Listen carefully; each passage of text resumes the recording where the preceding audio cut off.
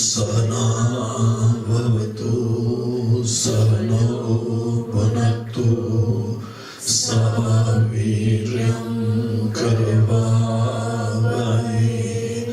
Tejasvinavadhitamastu ma Vidvishavai. Om Shanti Shanti Shanti. We'll read from 7th to 9th. Chaya Ahamkara Yoraikyam Chaya Ahamkara Yoraikyam Taptaya Pindavanmatam Taptaya Pindavanmatam Tadahankara Tadatmyat Tadahankara Tadatmyat Dehaschetanatamagaat Dehaschetanatamagaat Ahamkarasya Tadatmyam Ahamkarasya Tadatmyam Chichaya Dehasakshibhi Chichaya Dehasakshibhi Sahajam Karmajam Bhranti Sahajam Karmajam Bhranti Janyam Cha Trividham Kramat Janyam Cha Trividham Kramat Sambandhino Satornasti Sambandhino Saturnasti Nivritte Sahajasya Tu Nivritte Sahajasya Tu Karmakshayat Prabodhat Cha Karmakshayat Prabodhacha Nivartete Kramadube. Nivartete Kramadube. So, having discussed that there are fundamentally two components, one is of the nature of consciousness, another is of the nature of inertness, Chetan and Jad. And this Chetan is the seer in us, the one who is conscious of all the experiences all the time. This pure consciousness is the Sakshi in us, is the real witness. In case if we undertake this journey of trying to appreciate who is the real seer, then we'll land up at the door of pure consciousness, which is effortlessly revealing everything, and because of which even the mind and sense organs, they are blessed with the capacity to know their subsequent objects. Deep below all these, various roles of the seeker is pure consciousness, ever effulgent consciousness, ever existing consciousness. And this consciousness is of the nature of life. Just as, fire is of the nature of heat, sun is of the nature of light. So also when we say this consciousness, this Sakshi is of the nature of consciousness. It is nature of life. The word life is very interesting. Life is that because of which we are enlivened. Life is that because of which the fellow starts moving, thinking, experiencing. So this life, this consciousness, these are the various words which are pointing to the same thing. Every pointer, it helps us appreciate this unique nature of consciousness. So this Sakshi is of the nature of consciousness. Whoever appreciates Sakshi as it is, they'll discover that every word has got its own limitation. When I say it's a seer, it's a limited word. With reference to the seen, it becomes a seer. With reference to the revealed, it becomes a revealer. With reference to the inert, this becomes conscious. So every word is relative. It's a pointer. And you have to, we have to, every sadhak has to go deep into this and directly appreciate the truth of these words. That is the journey of self-knowledge. So these two components are there. One is ever effulgent, one is of the nature of life, which is revealing everything, and everything else is revealed, becomes an object of my knowledge. Having appreciated this much, this becomes the foundation of my subsequent analysis. A question was raised as though, who is the knower? Who is the one who is seeking? Who is the one who is suffering? Who is the individual? What is a jiva? What is an ego? Ego, as we know it today, is also a conscious entity. I'm a living being, throbbing with life. I'm dynamic, I'm living, I'm conscious. But apart from me being conscious, there are some other things also about this individuality, about the jiva. This fellow is limited.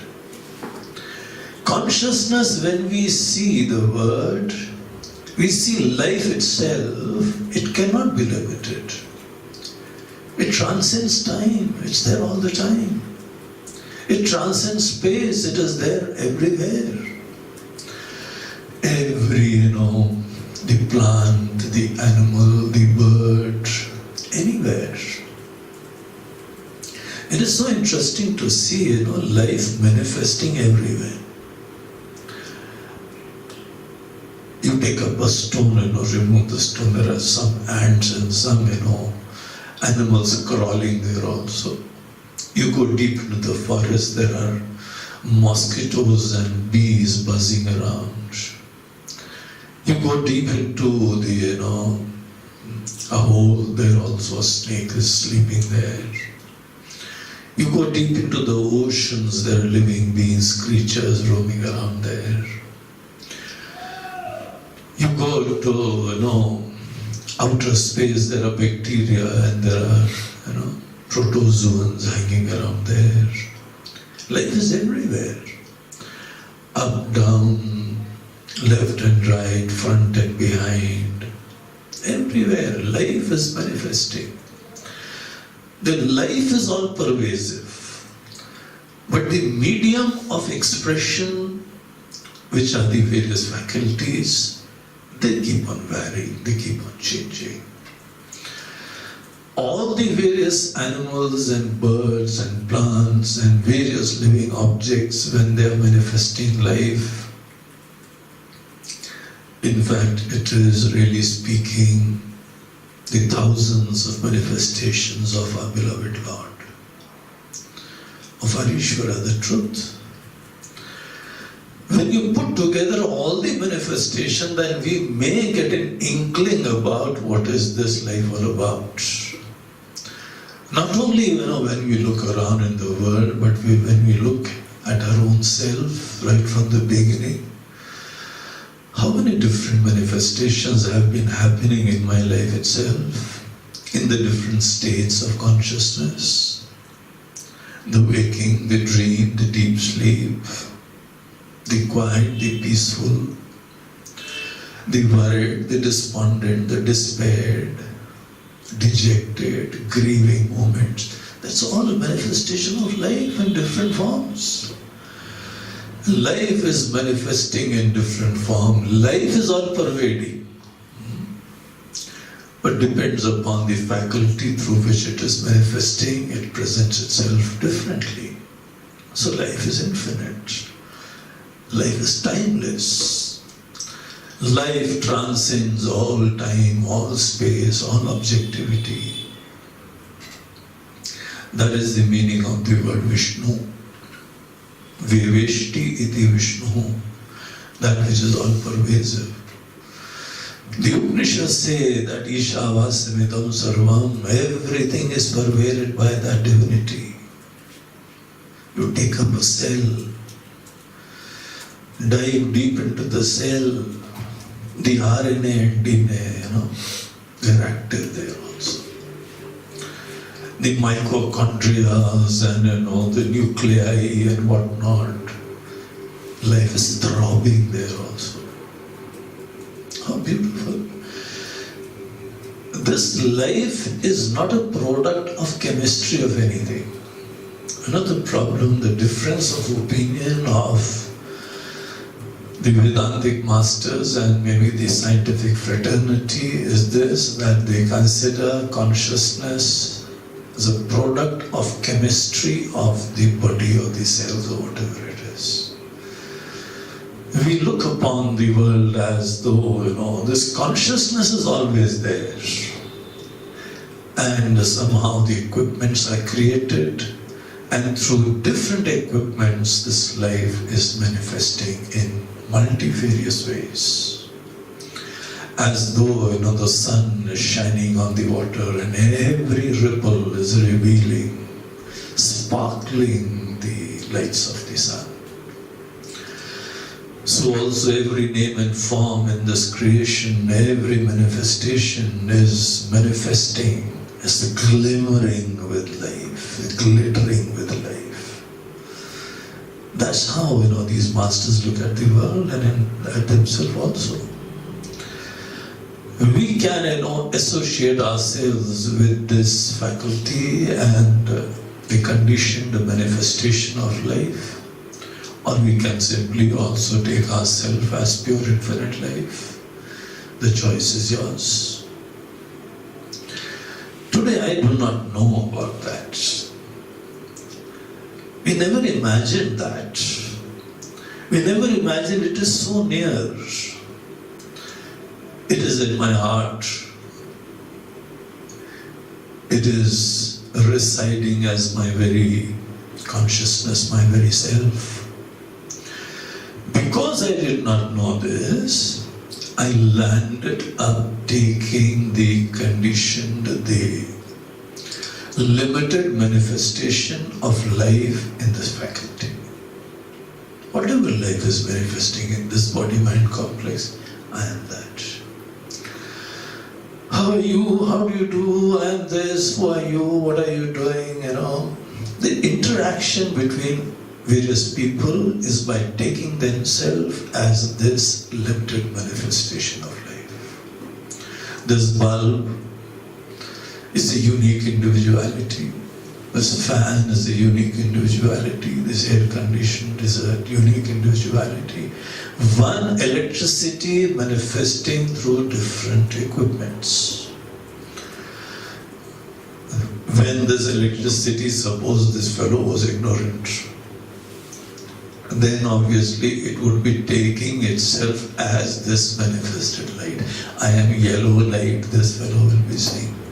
And this white, bulb will say, no, we are whites and you are yellows.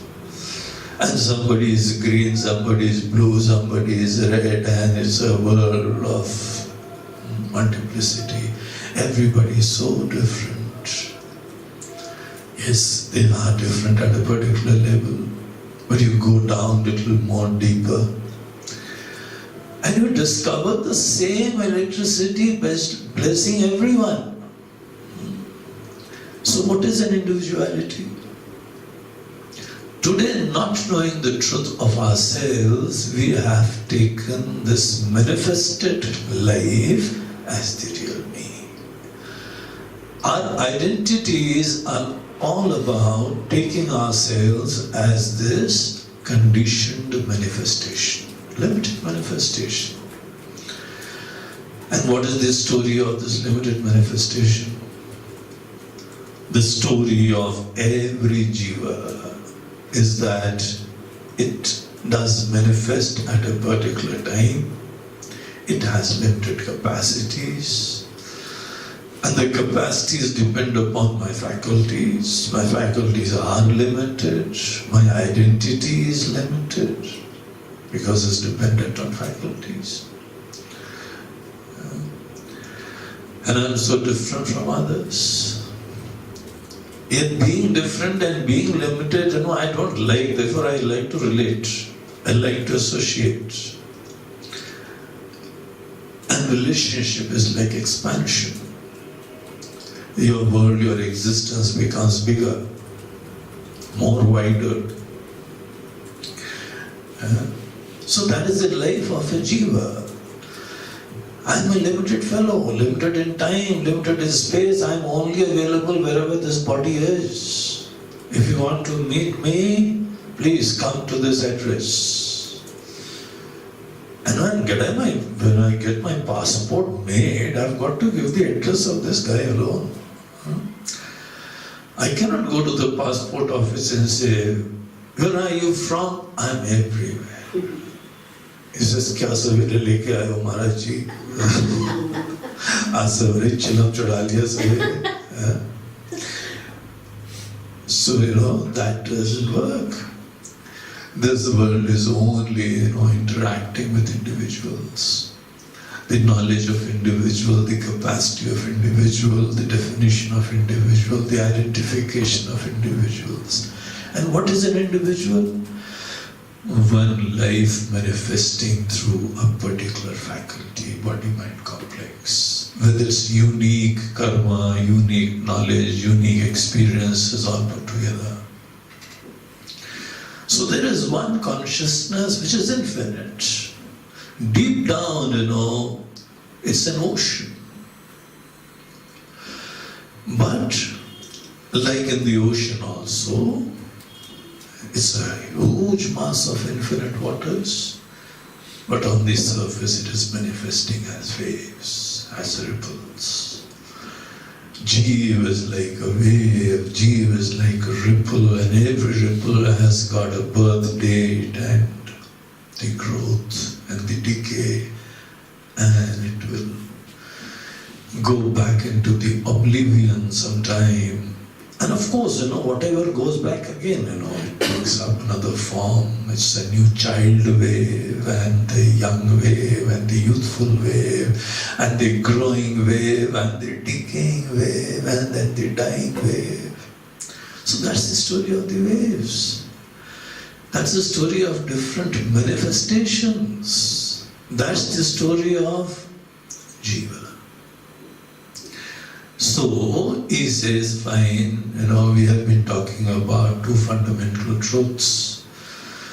But we also need to appreciate the truth of this Jiva. He said, now we'll discuss that. So what happens is, our various faculties have got, the first aspect is the Sthula Sharira, the gross body which can be perceived by my sense organs, by others. Everybody can see only our physical body. So this physical body is seen, and we interact with each other at this level. Behind the physical body is our mind, our intellect, our feelings, and that is called a Sukshma Sharira. Sukshma Sharira is not perceived by our sense organs, but it's very much experienced by us. And thank goodness only we can experience that. I know my feelings, I know my thoughts, I know my emotions, I know my experiences. Others can only infer and imagine. So this Sukshma Sharira, it's there in everyone. And the unique capacity of this Sukshma Sharira is that it has an amazing capacity of reflecting life, of imbibing life. So this, Sukshma Sharira, which has been called here as our buddhi, our mana, In that there is a reflection of consciousness. The chaya, the bimba, the pratibimba. And when, it gets exposed to someone which is of the nature of life itself, then the life as though gets transferred to my buddhi. Mere reflection enlivens my mind. And once, my mind is enlivened, it gets activated. And as we were seeing yesterday, two kinds of thoughts, they manifest. One has been named as Ahamkara, and the second has been named as Antahkara. Ekahankritihi anyasyad antahkarana rupini. Now these words itself, by themselves, they are so revealing. Ahamkara means I am the doer surfaces, the doer raises its head. It's a thought in the mind, it's a product of the mind, it's my awareness, it's my conclusion, it's my perception, my understanding. And I look upon something as that way. So I experience that the sense of doership manifests in me. And I also am endowed with the various capacities. I can feel, I can think, I can deliberate, I can meditate, I can plan. All these various things, they comprise my capacities. Antahkaran, these are my inner instruments. What can your computer do? Your computer, it can write whatever you wish, it can record whatever you say. It can record maybe your video also, your audio also. It can process your various commands. So these are the faculties of computers, capacities of computer. So also when my buddhi gets activated with this blessing of life and it is connected with life, of course it's wireless connectivity. We don't require any cords, just the presence of life. So these two things, they raise their hands. And of course, the antahkaran, these are just capacities and there is nothing wrong with that. In fact, there is nothing wrong with the ankar also. Faculty gets activated, you are blessed with a computer, it can do something. What's wrong with that? The moment life blesses my buddhi, there is this sense of doership. And the sense of doership is not only there in the Jiva, it is there in the masters, enlightened ones also. It's there in God also, in Avatar Purush also. They also come and do something here. They have the sense of doership. You ask Lord Krishna, why did you take up this body? And he'll say that whenever there is the glani of dharma, yada yada hi dharmasya glanir bhavati bharata abhyutthanam adharmasya tadatmanam sujamya. Whenever adharma is on the decline, and whenever adharma rises and the dharma declines, at that time I have to take care. I'll take up a body and I'll set things right. Paritrana sadhuna vinashaya cha dushkritam. I'll come and see, I'll protect the good ones. I'll take the evil ones to task, I'll try to help them, I'll try to enlighten them. But in case if they're too adamant, then I'll have to resort to surgery if medicine doesn't work. But I'll have to establish order here. Even he has a sense of doership. Anybody who can, do something has a doership. So everybody has doership. Doership is no issue. Right now, I'm sharing this knowledge, I'm teaching you fellows. I'm going to worship. I'm doing. So this doership is not an issue. Something else is the issue. We'll diagnose the problem. Right now, he says the moment mind is activated, these two things manifest. That is what the mind is all about. You observe your mind, you will find that yes, it's a fact. I get blessed with various capacities to think, to feel, to deliberate, to inquire, to meditate. These are my Antahkarana. Merely Karan doesn't help in case if the doer is not there. And the doer also. Doer is also there, the artist is there with all his brushes and whatnot. So these two things, they are manifested the moment the intellect gets blessed by the chaya of Chaitanya. Chaya. So this is the Chit Chaya, the reflection. You can say chaya, you can say it is a reflection, you can say it is blessing, use any word, but get the message. That merely by the presence of this consciousness, this inert mind which was asleep few moments back, now it is activated. And when we are young, we or anyone look at Ardaya now, the moment he wakes up, he's so full of energy. He'll be running here, running there, a bundle of energy. Look at any child. They're so enthusiastic, so bubbly, energetic. It is coming from the mind. Mind is the source of energy, the joy, enthusiasm.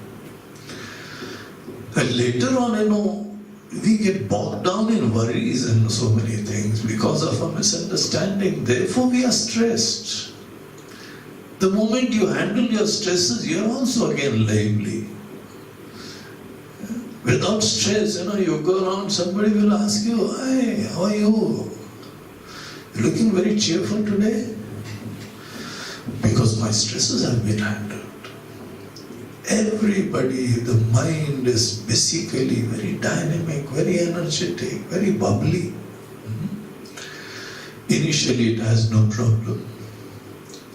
God created all these things, we thought I am also creator, and we created worries.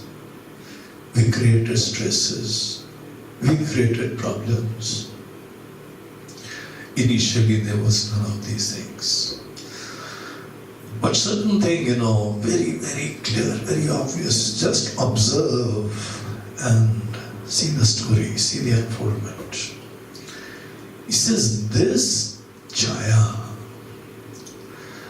which is blessing the mana, the buddhi, and because of blessing, this Ahamkara has come and the Antahkarana has come. Now, just as there is, you can imagine that there's a bucket full of water, and the moment the sun rises and there's a reflection of sun in that bucket, the sun rays pervade every wee bit of the water over there. In case if there are some ripples, every ripple is blessed by the sun rays. So also the Chit Chaya. Chit Chaya also blesses Ahamkara and all the capacities and faculties. All our thoughts, including my thought about myself, my identity, the doership,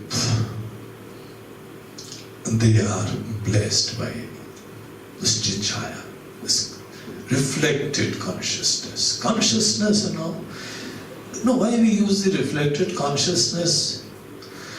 Because the original Bibb is putting no efforts. It's just reveling and things are happening. Does the sun know that how many flowers have got to bloom in the morning? How many birds have to wake up and make them chirp? How many fellows, how many Kumbhakarans I've got to wake up? How much mist I've got to clear wherever I go? Oh, I'm such a busy fellow, But sun won't have any effort. Because really speaking, there is no effort. The sun is just reveling in itself. And just in its present, the things are happening. So also the consciousness is just being itself. And in its light, things are getting enlivened. That is why we use the word chaya. Don't arrogate any effort, any doership on that sun, on that Sakshi. Sakshi is, a world apart, so effortless. Yet in its presence, the things are happening. So, this Chaya, it not only brings about the manifestation of Ahamkara, the doership, but also my different capacities. Not only it raises its head that I am a doer, it's thought that, I am a doer and I've got to do this, I've got to do that. But he says, if you look at this doership, it is pervading with consciousness. Every wee bit of this entity is blessed by consciousness. So there is this consciousness, the reflected consciousness, this Chit Chaya, and there is this Ahamkara. What is the relationship between Ahamkara and Chit Chaya? He says they become merged together. They are intermingled together. Chit Chaya, Chaya Ahamkarayo Aikyam. Now they are intermingled so beautifully that this Ahamkara looks a living entity itself. Not only this Ahamkara has become limited, living entity, but on the flip side, there's the problem also. What is the problem? Consciousness, the life has become limited. The life is only manifesting in this entity, so life which is basically limitless, infinite.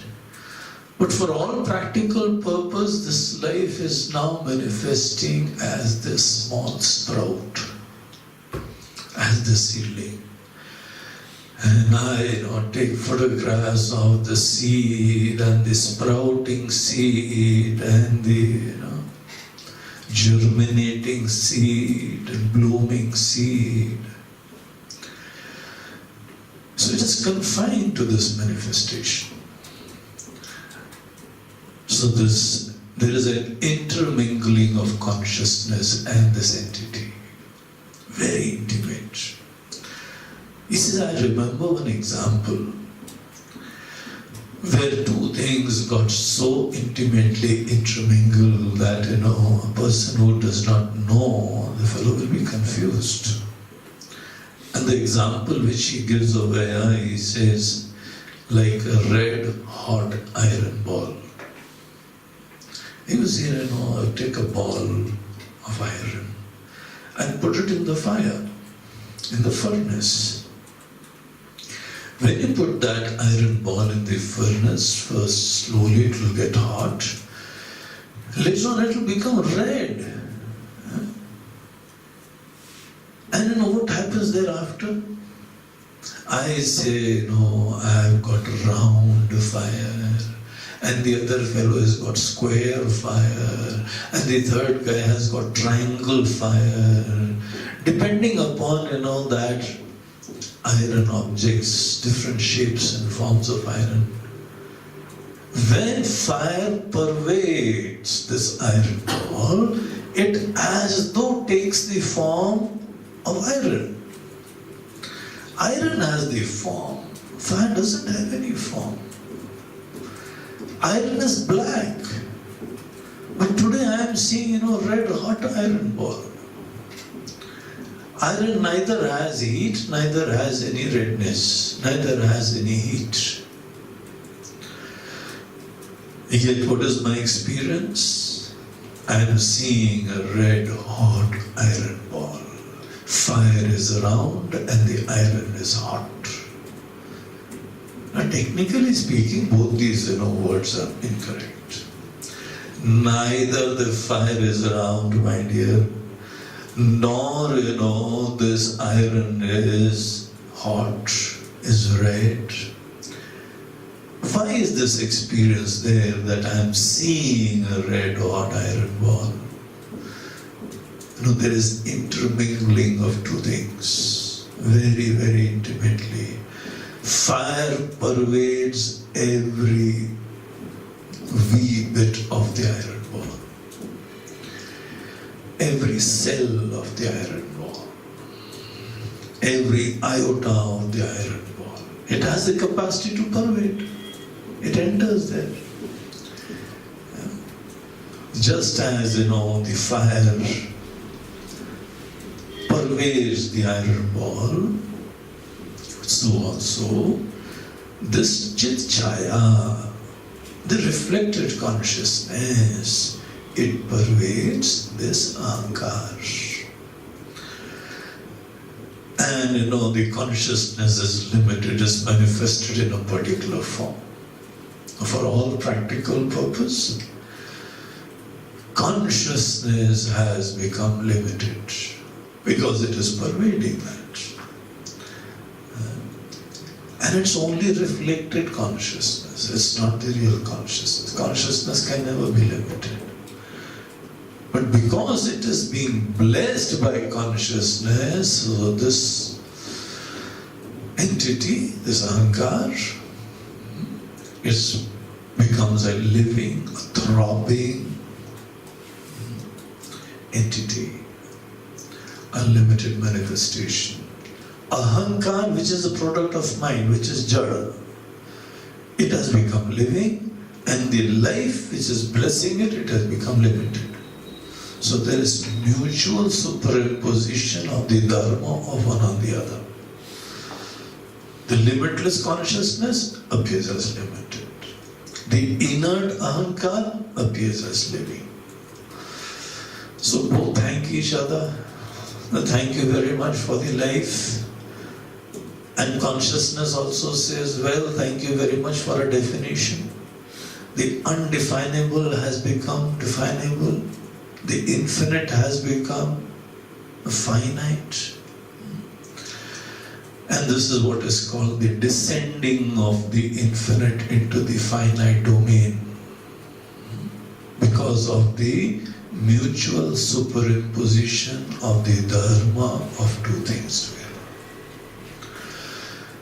So is that a problem? He says, no, that's not a problem at all. If you have a limited manifestation here, if you have a dynamic throbbing ahamkara over here, that is no problem. Even every avatar Purush, they have a limited manifestation, a divine manifestation. And they're only there to bless everyone. A limited manifestation doesn't mean that it will have problems. It can also keep on blessing everybody, helping everybody. So still the problem is not there. We are just seeing the story. And let us look further. Having, being blessed by consciousness, this ahamkara, it's a living entity. It can relate to anything. It can do, it can act, it can think, it can dance, it can go around. You have a living, limited manifestation. Now what happens next? He says, now look at the story. Till that, this time, there is no problem. Tad Ahamkara tadatmyat. Now this is such a beautiful living entity that with whomsoever he shakes hand, attaches, identifies, that he also gets blessed with life. It is this Ahamkara, it attaches itself with my physical body. And when it identifies with the physical body, then he says the physical body also becomes a living being. It is made up of matter, we know. It has been born out of food. And it is growing because of food and anna. It's all matter, it's all inert things. But how come our physical bodies become inert? It has become living being. It's so dynamic. He says, I'll tell you the secret. The secret is tad ahamkara tadatmyat deha chetanatamagat. The deha, the inert body also becomes chetan, living. When this Ahamkara identifies with the body. Ahamkara, these are the properties of Ahamkara, the capacities of this Ahamkara, the capabilities of Ahamkara. You shake hand with somebody who's got fever, you can feel the heat. And maybe if he's too hot, it gets transferred to you also. Too cold, your hand also becomes very cold. So this Ahamkara is so living, throbbing. And when that fellow identifies with the body also becomes limited. So we have seen, two kind of identifications. The first identification was with the Chit-Chaya. The reflection was there of consciousness, and there was the intermingling of the reflected consciousness and the Ahamkara vritti. Because of that, the Ahamkara became a living entity. The first kind of identification. So you keep on, keep a track of what all thing, this Ahamkara identifies with. This very interesting story. The first identification with the Chit-Chaya. Very effortless, very natural, no problem. It only blesses the Ahamkara that it becomes a living entity. The second Tadatmya with the Deha, with the physical body. This Ahamkara identifies with this physical body. And thereafter the physical body becomes also a living entity. In case if there is any danger to my physical body, I'll straight away, take appropriate steps. Even if there's a mosquito coming and taking off my blood, he says just one drop is wanted. I'll take appropriate care. I says, well, my dear mosquito, I don't mind donating one drop of blood. But you are, a dirty fellow. And in the process, you transfer something which I do not want. Can you just take a drop of water without giving anything? He says, no, I never take anything freely. I'll always return you something or the other. He says, that is what is, bad about you. You're born in dirt, you're born in, all this kind of places, and therefore you return dirt to me. I don't want all those parasites and dengue and whatnot. Swine flu and I swine? You are imparting swine flu to me when I am donating blood to you? Keep away. You are a devil, you are a Rakshas. I don't want to donate any blood to you. I don't mind going and donating blood in the hospital, but I won't donate any blood to you because you transfer all these things to me. And I take care of my body. I prefer to sleep in mosquito net alone, as I don't want my sleep to be disturbed. I don't want any, the Rakshas wandering all over and disturbing my sleep. I'll take appropriate care of this body. Why I'm conscious of this body? Because this I, the doer, has identified with this body. So this is identification number 2. Now let us go further. Ahamkarasya tadatmyam chit chaya deha sakshibhi. So he says there is another kind of tadatmya. In fact, to summarize, he says there are 3 kinds of tadatmya. This Ahamkara does 3 kinds of identifications. It associates with 3 different entities in 3 different ways also. Just listen on these things properly because it's your story. This is the story of me, the doer. It's not the story, which your photo album is going to reveal to you, your biodata is going to reveal to you. This is something much more fundamental. The very existence of I, the doer, how did that come about? And when that doer raises its head, what are the different kind of identification? I hung on to various things. So first thing was Chichaya, Ahamkara and Chichaya. The second one was Deha. And he says there is a third that's very important, very interesting, which is the source of problem. These 2 are not a source of problem. Ahamkara, identifying with the body is no problem. Ahamkara identifying with the reflected consciousness, there is no problem. Don't take that as a problem. Don't take Ahamkara as a problem. Don't take Ahamkara to be blessed with consciousness as a problem. Don't take Ahamkara identifying with this physical body also as a problem.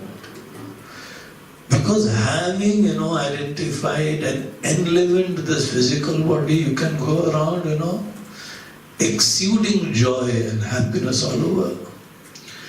You can become a source of love and light to the world. There's no issue. But there's something else. There's a third identification. And that is the source of all problems. So he says that is with the Sakshi. Now this is a reflected consciousness. And because of reflected consciousness, Ahamkara raises its head. Now just see the sequence. Reflected consciousness is not Jiva. Reflected consciousness is as though getting plugged.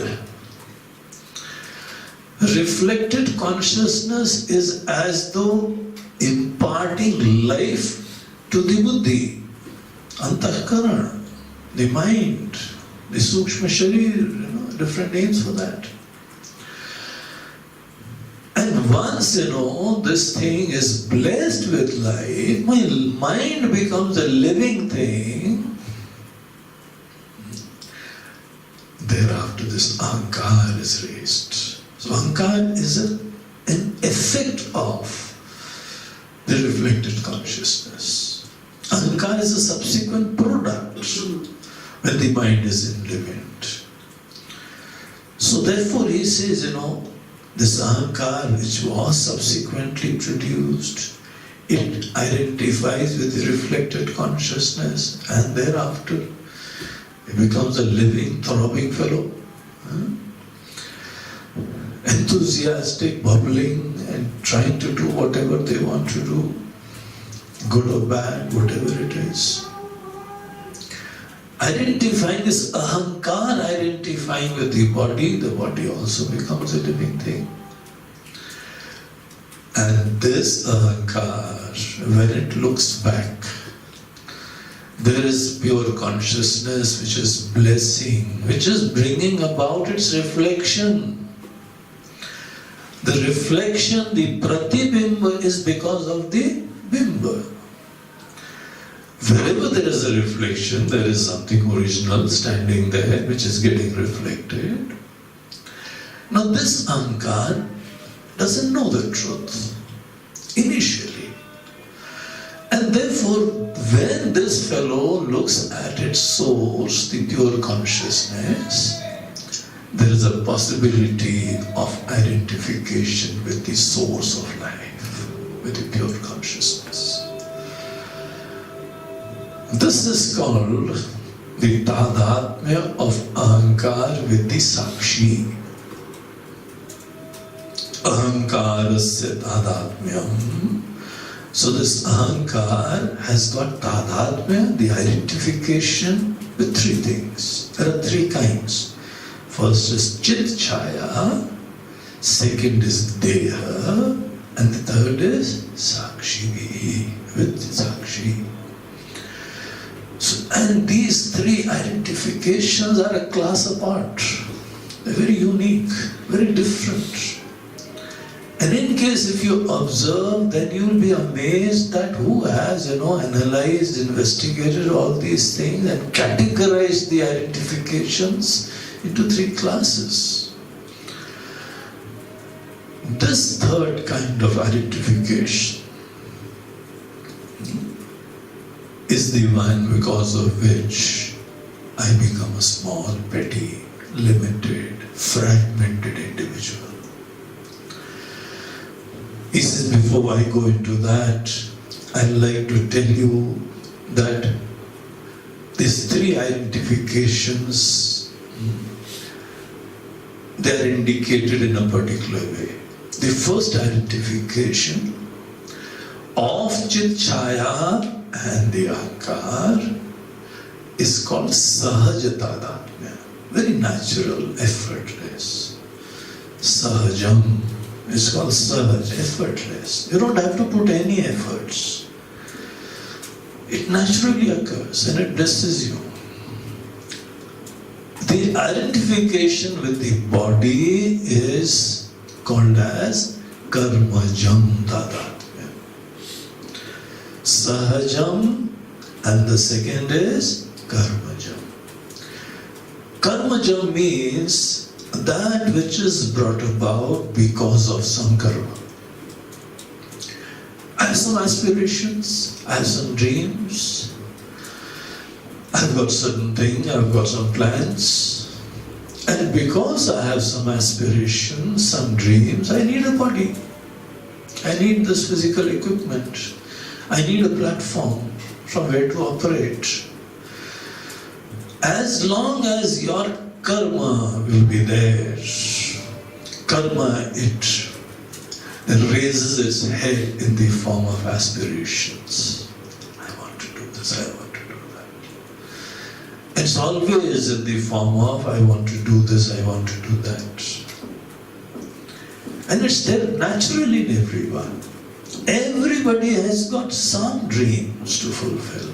That is why they are hanging on, they have identified with the body. It is just like everybody has got a shopping bag. The moment you see that a fellow is going around with a shopping bag, you know that he's got a shopping list. He wants to buy something, maybe vegetables, maybe in the mall some provisions and cosmetics and whatever it is. There's something I need. The moment, I have identified with the physical body, obviously means that I've got some karma. I want to do something, I've got some plans. And that is also no problem. You are free to do whatever you like. That is not the issue. But this third tadatmya is called as Bhranti Janyam tadatmya. So the identification with the chaya was Sahaj tadatmya. Identification with the body was Karmajam tadatmya. And identification with the Sakshi is called Bhranti Janyam. Bhranti Janyam. Bhranti means delusion, confusion, ignorance. Janya means that which is brought about because of Bhranti. Bhranti Janyam. That which has been brought about because of Bhranti, confusion, lack of clarity, avivek. What happens when I take myself as this, when I identify with the Sakshi? So, this third kind of tadatmya is Bhranti Janyam tadatmya. And what happens in this third kind of tadatmya? He says that in this, on one hand, there is this infinite consciousness, this Sakshi, about which in the 5th shloka we remember, na udeti, na astameti, na vriddhim yati, na kshayam yati. It's neither born nor it dies, it transcends the time, it's infinite, it's Brahma, it is Paramatma. So that is the Sakshi. And when this Ahamkara, not knowing the truth, it identifies itself with the Sakshi, you should remember that this fellow doesn't know the truth of Sakshi.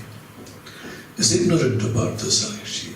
We also have never heard about, the infinite consciousness. We never imagined about infinite consciousness. Yet we are the infinite consciousness. Not knowing the truth of I as a Sakshi,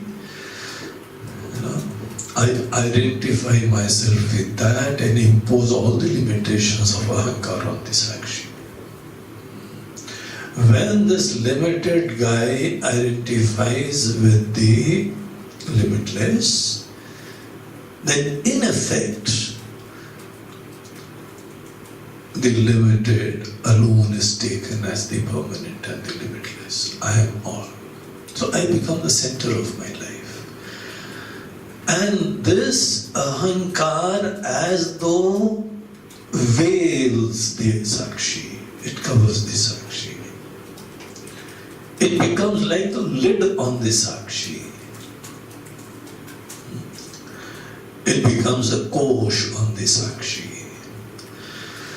In the Ishavasana Upanishad, there is a beautiful prayer. Somebody is praying to Lord Sun.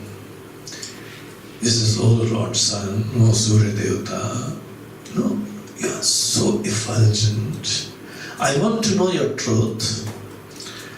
But your effulgence, it is so captivating that I can't see anything beyond. And I take yourself only as this manifestation. This limited Ahamkara, when it identifies with the Sakshi, in effect the Sakshi gets veiled by this. And I take myself as the ultimate. I do not know the truth about it, Sakshi. Till the time, we studied this Drg-Dryshya Viveka, could we imagine that Sakshi, we are the limitless consciousness who is revealing all the thoughts. Deep down I am free from all birth and death and growth and decay. Not knowing that is why I am suffering constantly. I've got this disease, I've got that disease. It is only because I do not know that. This Ahamkara, this doer, this knower, this feeler, it doesn't know the Sakshi, but It was the Sakshi all the time. It alone was the knower of the mind. It was the seer of the mind. This Ahamkara takes itself to be the Sakshi. And the Sakshi, it doesn't become big as a Sakshi. The Sakshi becomes small. So when this limited doer, it identifies with that, then that also becomes very small. It appears to be small. And for me, for all practical purpose, there is no permanent reality. It's only me. The limited me alone exists. And the truth is veiled by my existence alone. Whatever my perceptions about myself are, I am the doer. Doer becomes so significant, and there is nothing permanent in his life because it is taking itself as the ultimate. In Bhranti Janya Tadatmya, there is ignorance about Sakshi. But we should remember, I am the seer of the mind, I am the Sakshi of the mind. In reality, I am infinite consciousness. But this Bhranti Janya Tadatmya brings about a state of affairs where I am a limited fellow. This limited fellow alone is. So this is a very unique, very different kind of Tadatmya. I have identified with that and taken myself as the ultimate reality. The consequence of this identification is that I take myself, this doer, as the ultimate reality. Sakshi is the ultimate reality. And for me, this doer is the ultimate reality. Doer becomes the center of my life. When the doer, the limited doer, becomes the center of my life,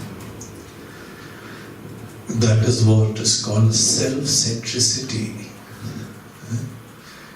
And the characteristic of an egoistic life is called self-centricity. I'm always very self-centric.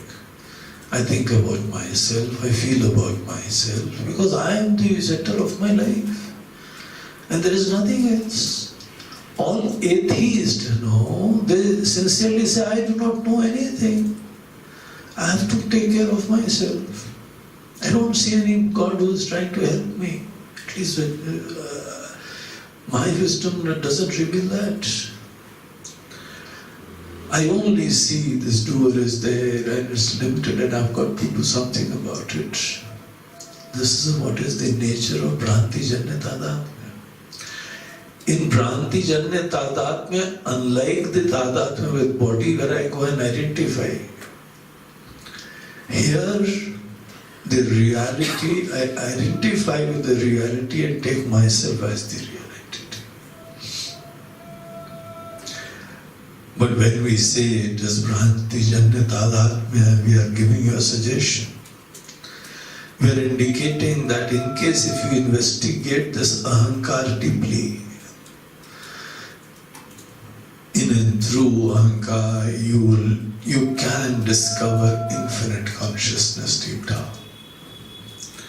In fact, in and through every thought, and more so the thought which is pertaining to yourself, I am the doer, I am the thinker, I am the enjoyer. All the thoughts which are pertaining to yourself, in case if you explore these thoughts, we go deep into these thoughts, then I'll assure you that you will find infinite consciousness right here and now. Because it exists, it is untainted, is unaffected. Sakshi, because of its ignorance, it identifies with that and takes itself to be ultimate. So these are the three identifications. And in the 9th shloka, he said, Sambandhino sato nasti Nivritti sahajasya tu. What was the first kind of tadatmya? Sahajam tadatmya. Sahaj tadatmya was with whom? Chichaya. This he says, sahajasya,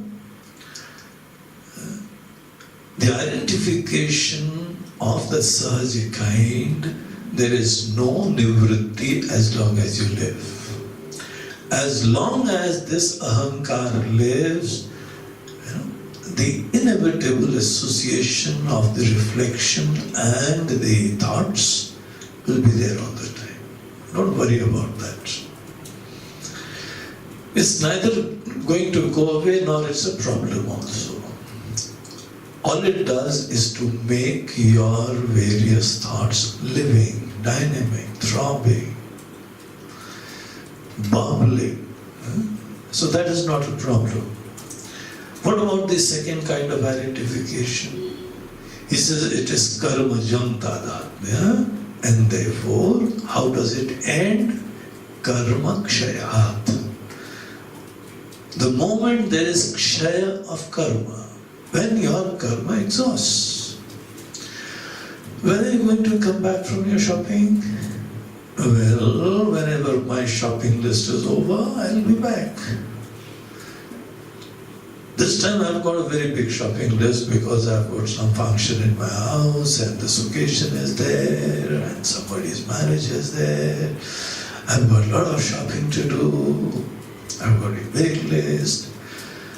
And the other fellow, he's got a very small list. He enters and comes back very soon, as soon as the billing is over. The shopping over? Yes. I had a very small list. This is the secret. Why some people die quickly, some people take their time to die. The karma which they had to exhaust over here, sometimes the karma exhausted quickly. There is nothing by chance, it's always by karma. I had a shopping list. Some people pray that, oh Swamiji, please request God to take me away. I don't want to hang on. Continuously, with the medicines, with all the external paraphernalia, I don't want to hang on now. Please request God. I don't have connectivity, otherwise I would have been telling him.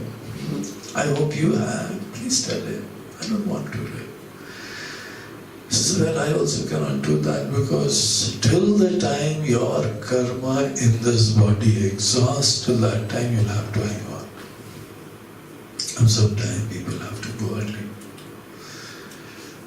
Whether you are inside the house or outside the house, on the battlefield or in your comforts of your home or in the hospital, you have to wait till the karmas exhaust.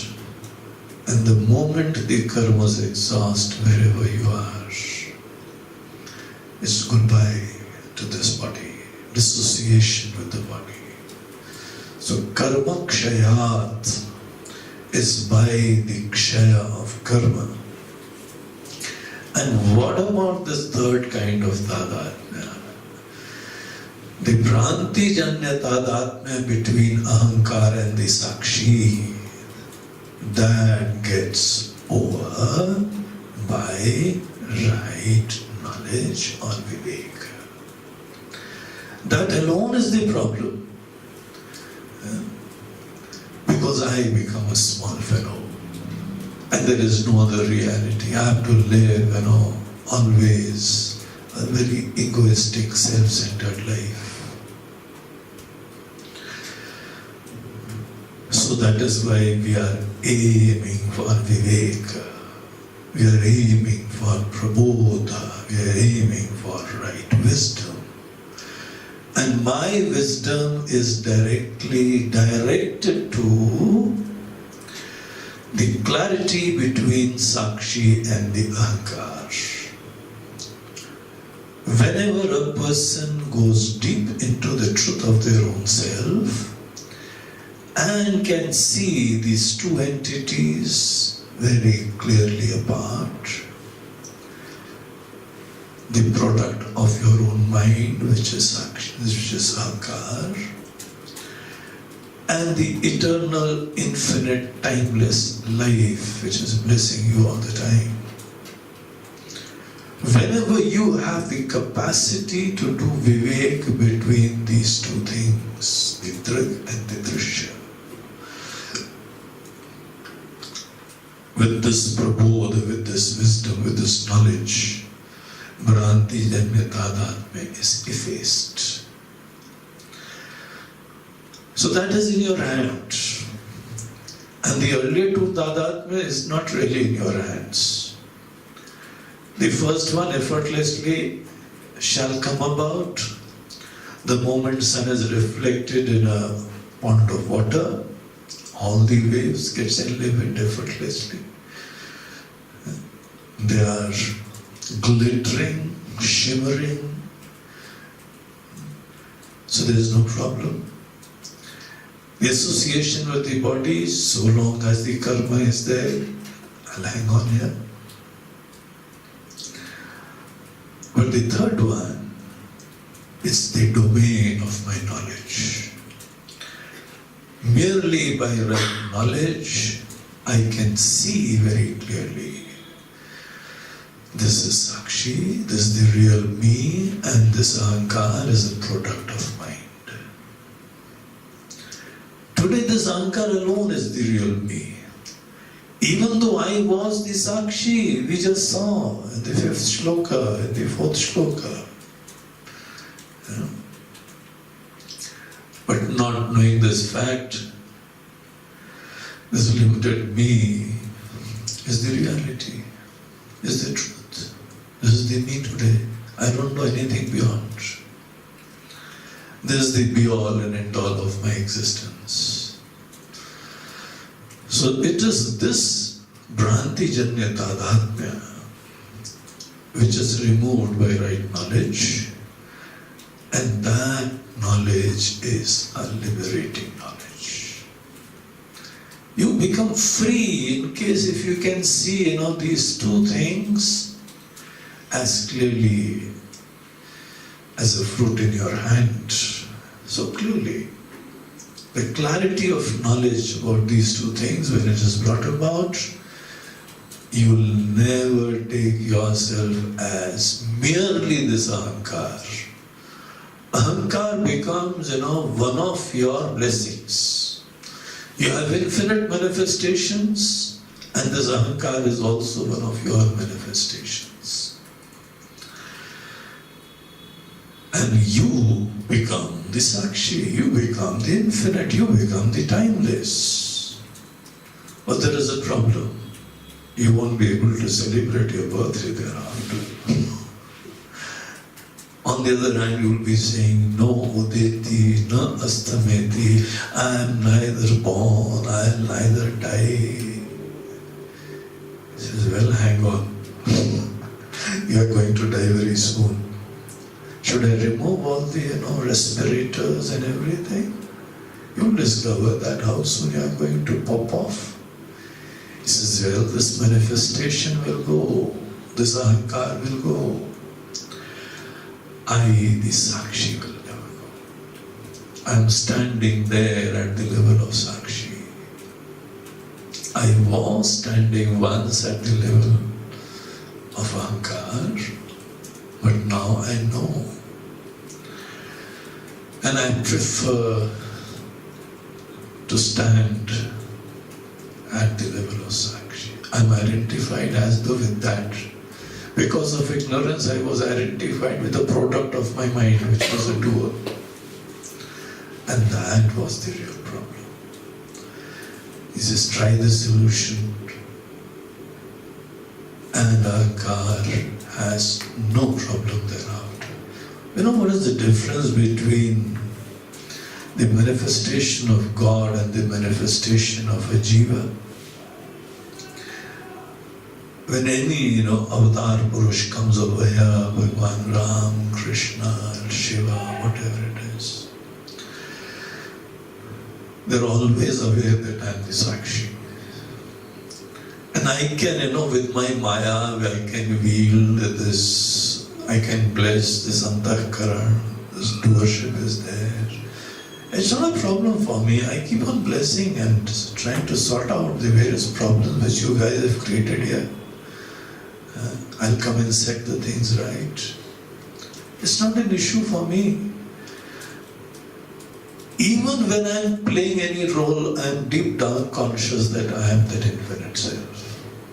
And what about you and me?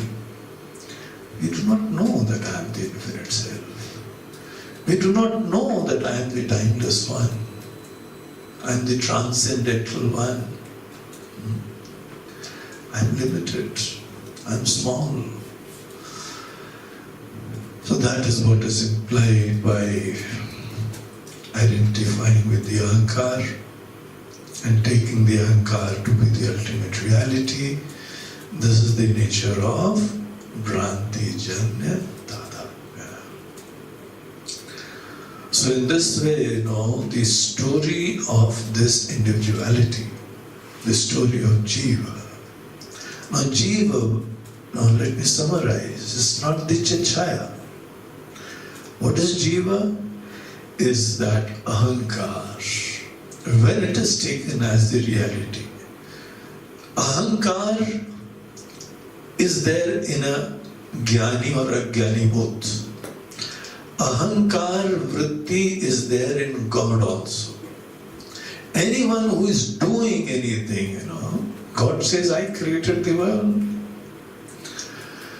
I'm taking care of the world. The masters say that I've been writing this book and I've been teaching this, I've been doing that. They also have the doership. God also has doership. We also have doership. Doership is not a problem, but taking the doer as the real me is the problem. The enlightened ones, the wise ones, the knowledgeable people, that's the difference between them and an ordinary person. The wise people all the time remember that I am the infinite, timeless consciousness. I am imperishable and immutable, and all the various indicators which are revealed. Deep down, that is their understanding. I am the reality, and everything is, my Maya. Is presented by my creative Shakti. And when, I have created this entire creation, I have also created this body-mind complex. And when this body-mind complex is there, in the mind, my reflection brings about this Ahamkara vritti. And also the Antahkarana, the various faculties with which the Ahamkara goes about fulfilling its desires. So this Ahamkara and the Antahkarana are all created by my Maya Shakti. The ignorant ones, because they do not know the truth of Sakshi, therefore they identify with the Ahamkara. I am the doer. I am a limited person. And this is my date of birth. This is my happy birthday. And I am getting old. At least the decay has started. And I am going to disappear sometime. This is the story of the Ahamkara identifying with the body. It's not the story of life which is blessing you all the time.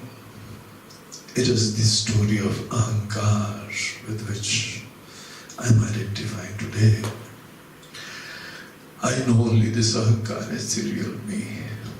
The transformation which is brought about by this wisdom is that there is a paradigm shift where you are standing. Today, because of ignorance, I am standing at the level of Ahamkara. And the shift is that thereafter I'll appreciate myself as the timeless, infinite consciousness. I don't have to become consciousness. I'm already that. I was earlier also the consciousness, today and tomorrow. I'll be that all the time. I'm that all the time. It is only shedding off all the delusions and notions brought about by ignorance. So that is what we are going to undertake now, the journey of shedding off various Bhranti. The Bhranti Janya Tadatmya can only, be sorted out when the Bhranti is removed. So now he says, I'll show it to you how we go about handling these Bhrantis. And there is only one fundamental Bhranti. There are not dozens of them. And that Bhranti is pertaining to the lack of clarity regarding what is the real nature of life in me. The real nature of life in me today also, this very moment, it is infinite, it is timeless, it is transcendental. But because we have been taking ourselves to be this Ahamkara so intimately, so thoroughly, that this delusion alone is the obstruction, that slowly I have to handle and appreciate, get rid of the shackles of Ahamkara. I don't have to negate the Ahamkara. Ahamkara means Ahamkarta, I am the doer. Merely doership is not a problem because you can become a blessing for the whole world. You do something good all the time, so what's the problem? The problem is I am petty, I am small, I am insecure, I am small, I am fragmented, I am different from everyone. I am confined only to this body. This is what is identifying with the Ahamkara. So that is the direction which this wisdom is going to take us. And now we know the diagnosis, and you can imagine the treatment now.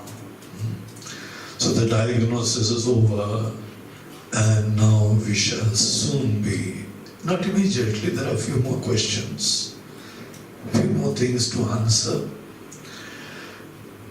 But now we start getting an idea about the nature of treatment which is going to follow. Because I know the problem now. Nothing else is a problem. That I have taken up a body is not a problem. That I can do something is not a problem. The problem is I am a limited, confined fellow, perishable, confined only to this body. This is my definition about myself today. And there's going to be a very profound transformation at that level. Something is going to happen there. Beware.